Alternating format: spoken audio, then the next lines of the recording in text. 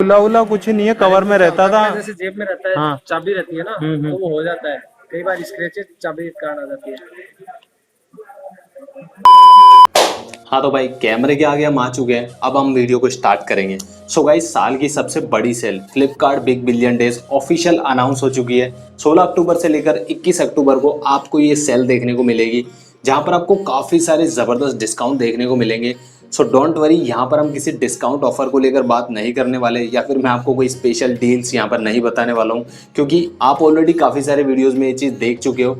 और जब तक कि पूरी डील्स ऑफिशियल रिवील नहीं हो जाती, बताने में भी मज़ा नहीं आता कि आपको कौन से ऑफर्स के साथ में जाना चाहिए, कौन से के साथ में नहीं जाना चाहिए। तो टाइटल आप लोग देख चुके हो। इस वीडियो के अंदर हम एक बहुत ही इंपॉर्टेंट टॉपिक के ऊपर बात करने वाले हैं, जो है फ्लिपकार्ट की एक्सचेंज पॉलिसी। अगर आप अपने पुराने स्मार्टफोन को एक्सचेंज करके नया स्मार्टफोन लेना चाहते हैं इस ऑफर के अंदर, तो आपको किन किन बातों का ध्यान रखना है, ये पॉलिसी कैसे काम करती है, आप कैसे अपने डिवाइस को एक्सचेंज करवा सकते हैं, क्या रिक्वायरमेंट होती है, सारी डिटेल्स में आज इस वीडियो में शेयर करने वाला हूं। अगर आपको वीडियो कहीं पर भी पसंद आता है तो वीडियो को प्लीज लाइक कर देना, और अगर आपने चैनल को सब्सक्राइब नहीं किया तो यार ऐसी ही इन्फॉर्मेशन के लिए आप चैनल को सब्सक्राइब भी कर सकते हो। तो फटाफट से वीडियो को स्टार्ट कर लेते हैं। तो हे गाइज, मैं हूं महेश, आप देख रहे हैं सिस्टेक बना।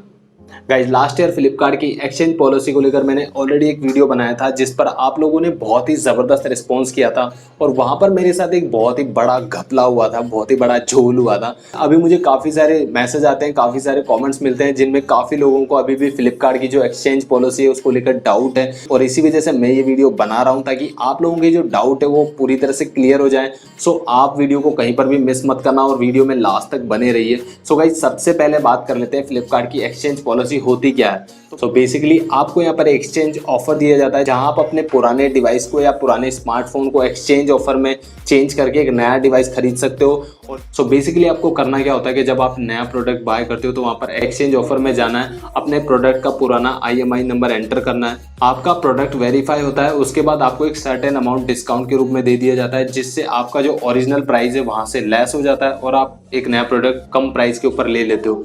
तो जब आपका डिवाइस आपको डिलीवर होता है तो आपको अपने पुराने डिवाइस को फ्लिपकार्ट को देना होता है, और आप वहां से एक नया प्रोडक्ट ले सकते हो। तो सुनने में काफी सिंपल है, बट इसके पीछे एक बहुत ही बड़ा झोल चलता है। सो होता क्या है, बेसिकली लास्ट ईयर भी ऐसा हुआ था, और हर साल ऐसा होता है कि ऑफर्स में फ्लिपकार्ट की जो एक्सचेंज पॉलिसी होती है वहां पर आपको पहले के मुकाबले बहुत ही ज्यादा एक्सचेंज ऑफर दिया जाता है। सो कस्टमर्स को एक तरह से अट्रैक्ट करने का ये एक तरीका होता है, जिसकी वजह से लोग सोचते हैं कि मैं अपने डिवाइस को चेंज कर लेता हूं, क्योंकि एक्सचेंज वैल्यू में बहुत ही अच्छा डिस्काउंट मिल रहा है, और एक नया प्रोडक्ट लेने के लिए वो फटाफट रेडी हो जाते हैं। और बेसिकली अगर आप चेक करोगे कि नॉर्मल डेज में अगर आप अपने डिवाइस को एक्सचेंज करते हो तो आपको वहां पर एक्सचेंज डिस्काउंट है वो बहुत ही कम देखने को मिलता है, लेकिन इस तरह की जो सेल होती है वहां पर आपके डिवाइस की जो वैल्यू है काफी ज्यादा देखने को मिलती है। सो अभी भी ऐसा ही होने वाला है, और आपको फ्लिपकार्ट एक्सचेंज पॉलिसी में बहुत ही अच्छा एक्सचेंज ऑफर देखने को मिलेगा। तो बेसिकली फ्लिपकार्ट एक्सचेंज पॉलिसी में आपको अपने डिवाइस को एक्सचेंज करने के लिए कुछ कंडीशंस होती है। अगर आप फिलहाल के लिए वेबसाइट पर जाके देखोगे तो आपको वहां पर एक सिंगल नोट देखने को मिलता है, जहां पर लिखा हुआ है कि आपका जो डिवाइस है वो वर्किंग कंडीशन में होना चाहिए।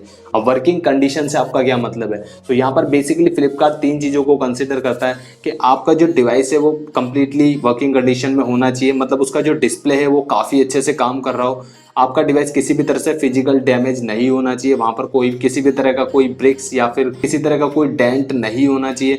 सो अगर आपका डिवाइस प्रॉपरली काम कर रहा है तो आप एक्सचेंज पॉलिसी में अपने डिवाइस को एक्सचेंज कर सकते हो। सो बेसिकली होता क्या है कि गाइज, अगर आपने नोटिस किया हो तो सेल का जो टाइम होता है वो एक लिमिटेड टाइम के लिए होता है। मतलब अभी अगर आप देखो तो 16 अक्टूबर से 21 अक्टूबर के लिए आपको ये सेल देखने को मिलती है, लेकिन जब आप अपने पुराने प्रोडक्ट को देकर एक नया प्रोडक्ट खरीदते हो तो आपको जो प्रोडक्ट है उसकी डिलीवरी काफ़ी टाइम बाद दी जाती है, क्योंकि बहुत ज़्यादा क्वांटिटी में इन लोगों के पास ऑर्डर हो जाते हैं। तो ऑब्वियसली आपको जो डिलीवरी है वो थोड़े टाइम बाद देखने को मिलती है, मतलब ऑलमोस्ट 10 दिन बाद आपको डिलीवरी देखने को मिलती है, मतलब 30 तारीख तक आपको जो डिलीवरी देखने को मिलेगी।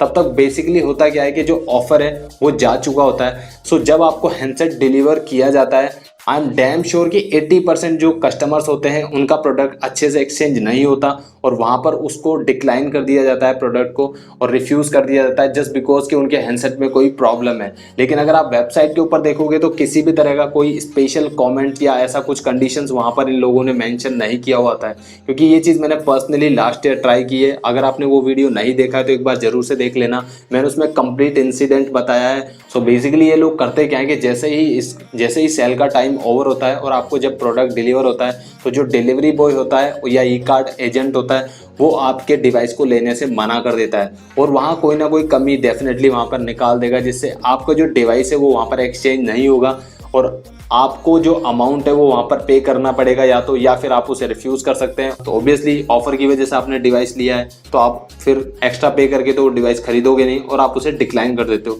तो ये जानबूझ के किया जाता है, कुछ लोगों का एक्सचेंज होता है या फिर आप अपना पुराना डिवाइस दे चुके हो। आप खुद सोचो यार कि आप जैसे आपको लगता है कि आपका डिवाइस एक्सचेंज हो चुका है, आप अपने डिवाइस को फॉर्मेट कर लेते हो, उसको पूरा डेटा बैकअप कर लेते हो क्योंकि आपको पता है डिलीवरी बॉय को डिवाइस देना है। आप कंप्लीटली रेडी रहते हो अपने नए प्रोडक्ट के लिए और जब डिलीवरी बॉय आपके घर आता है तो आपको पता चलता है कि आपका जो डिवाइस है उसको डिक्लाइन कर दिया गया है। गाइस प्रैक्टिकली देखो कि आपको एक तो एडिशनल 10% ऑफ मिल जाएगा। ऑब्वियसली अगर आप एक नया फोन लोगे तो आप 10% ऑफ लोगे तो आपका कुछ अमाउंट तो वहाँ लेस हो जाता है। उसके बाद एक्सचेंज ऑफर में आपको काफ़ी अच्छा डिस्काउंट मिल जाता है। उसके बाद आपको एक्सचेंज ऑफर में डिवाइस नहीं मिलेगा, आपको एक्स्ट्रा अमाउंट पे करना पड़ेगा, तो बहुत ही बुरा लगता है। और ये चीज़ मेरे साथ खुद लास्ट ईयर हो चुकी है। इसी वजह से मैं आपको बता रहा हूँ कि अगर आपको एक्सचेंज ऑफर में ट्राई करना है तो मैं आपको रिकमेंड करूँगा कि या तो आपका डिवाइस काफ़ी अच्छी कंडीशन में होना चाहिए तभी आप इसे एक्सचेंज ऑफर में ट्राई करें, मतलब आपके डिवाइस पे कोई भी सिंगल डेंट नहीं होना चाहिए। सो बेसिकली यही चीज़ें देखी जाती है। लेकिन जब डिलीवरी बॉय होता है तो ये आपके डिवाइस को इतनी बारीकी से चेक करते हैं और जानबूझकर उसमें कमी निकाल देंगे, कोई ना कोई कैमरा बम्प या कोई छोटा मोटा डेंट या डिस्प्ले ऊपर उठा हुआ, पता नहीं क्या क्या इनके पास फालतू के एक्सक्यूजेज होते हैं जो ये दे देते हैं। और उस टाइम पर अगर आप उस डिवाइस को दोबारा लेना चाहोगे तो आपको जो डिस्काउंट है वो नहीं मिल पाएगा। सो यही यहाँ पर सबसे बड़ा प्रॉब्लम होता है। जानबूझकर उस समय आपको एक्सचेंज ऑफर इतना अच्छा दिया जाता है जिसके बाद जब डिलीवर होता है तो वहाँ पर आपके डिवाइस को जो एक्सचेंज नहीं किया जाता, ये सबसे बड़ा प्रॉब्लम है। तो बेसिकली मैं तो आपको रिकमेंड करूँगा कि आप जो एडिशनल आपको 10% ऑफ या 20% ऑफ दिया जा रहा है आप उस चीज़ के थ्रू हैंडसेट को बाय करें, अपने पुराने डिवाइस को कहीं और सेल कर दें या फिर किसी OLX में या कहीं पर सेल करके आप जो अमाउंट होता है उसे वहाँ एडजस्ट कर सकते हैं। या फिर आपका जो डिवाइस है वो प्रॉपर कंडीशन में चलना चाहिए, उस पर कोई भी डेंट स्क्रैच नहीं होना चाहिए, तभी वो एक्सचेंज हो पाएगा। इस चीज़ का आपको ध्यान में रखना है। और अगर आप सच में एक्सचेंज करवाना चाहते हो तो मैं आपको रिकमेंड करूंगा कि आप अमेजोन के ऊपर ट्राई करो, क्योंकि अमेजोन पर आपका जो डिवाइस है वो सिर्फ चालू कंडीशन में होना चाहिए, बस वो आपके डिवाइस को ले जाते हैं। वो इतने ज़्यादा नाटक नहीं करते जितने फ्लिपकार्ट एजेंट करते हैं आपके डिवाइस को चेकआउट करने में। बिल्कुल अच्छे से ऑपरेशन कर देते हैं आपके डिवाइस का, और छोटी सी भी कमी होगी ना तो आपके डिवाइस को वो एक्सचेंज नहीं करेंगे। सो बेटर होगा आप अमेजोन से एक्सचेंज करें अगर करना चाहते हैं, और फ्लिपकार्ट से आप तभी करें जब आपका डिवाइस एग्जैक्ट प्रॉपर कंडीशन में और बहुत ही अच्छी कंडीशन में हो। अब लास्ट वीडियो में एक्सचेंज पॉलिसी को लेकर काफ़ी सारे लोगों के कुछ डाउट्स थे तो वो मैं यहाँ पर क्लियर कर देता हूँ। काफ़ी सारे लोगों को लगता है कि वहाँ पर बिल जरूरी होते, तो गाइज एक्सचेंज पॉलिसी में आपको किसी भी तरह का बिल जरूरी नहीं है। उनको सिर्फ डिवाइस से मतलब होता है और वो भी वर्किंग कंडीशन में होना चाहिए। जरूरी नहीं है आप उसके साथ चार्जर दो, अगर आप चार्जर नहीं है, चार्जर खो गया है तो भी कोई ज़रूरी नहीं है, आपका डिवाइस एक्सचेंज हो जाएगा। आपको बॉक्स की भी ज़रूरत नहीं है। इसके अलावा अगर आपके डिवाइस में कुछ प्रॉब्लम है, बैटरी कम चलती है या फिर फ़ोटो साफ नहीं आती है, ये चीज़ें वो चेक नहीं करता है। आपके डिवाइस में सिर्फ वो नॉर्मली वर्किंग कंडीशन में काम कर रहा है, टच अच्छे से काम कर रहा है, डिस्प्ले अच्छे से काम कर रहा है। हाँ, कलर अगर वहाँ पर थोड़ा सा फैट हो चुका है, थोड़ा सा उड़ गया है, काफ़ी पुराना डिवाइस है तो वो चल जाएगा, नो इशू, वहाँ पर कोई प्रॉब्लम नहीं होता है। बट उसके बावजूद भी मैं तो आपको रिकमेंड करूँगा कि फ्लिपकार्ट पर आप एक्सचेंज ऑफर में ट्राई नहीं करें, वरना आप लोग काफ़ी पछताओगे, क्योंकि आपको जो 10% का ऑफ मिलेगा वो आगे नहीं मिलेगा। और अगर आपने एक्सचेंज ऑफर के लालच में आके अपना डिवाइस एक्सचेंज कर दिया और बाद में एक्सचेंज नहीं हुआ तो फिर आपको इश्यू हो सकता है। और अगर आप एक्सचेंज करवाना चाहते हो और एक रिस्क उठाना चाहते हो तो आप डेफिनेटली उठा सकते हो, क्योंकि जब एक्सचेंज ऑफर होता है और आपका डिवाइस एक्सचेंज नहीं किया जाता तो आपको एक ऑप्शन दिया जाता है कि आपको वहाँ पर जो एक्सचेंज वैल्यू है, जो आपको ऑफर में डिस्काउंट मिला था एक्सचेंज ऑफर, वो वहाँ पर आप उन्हें कैश में पे कर सकते हैं, उसके बाद भी आपको डिलीवरी मिल जाएगा। तो ये एक रिस्क आप ले सकते हो। अगर आपको अभी भी लगता है कि एक्सचेंज ऑफर में आपको किसी भी तरह का कुछ इशू है, आपको कोई भी क्वेरी है, कोई क्वेश्चन है, मैं आपके सारे कमेंट्स का 100% रिप्लाई करूंगा। अगर आपको वीडियो पसंद आया तो वीडियो को लाइक कर देना, और अगर आपने चैनल को सब्सक्राइब नहीं किया तो जल्दी से चैनल को सब्सक्राइब कर लीजिए और बेल आइकन को भी प्रेस कर देना। मेरे इस वीडियो को देखने के लिए आपका बहुत बहुत धन्यवाद। I see you guys in the next video.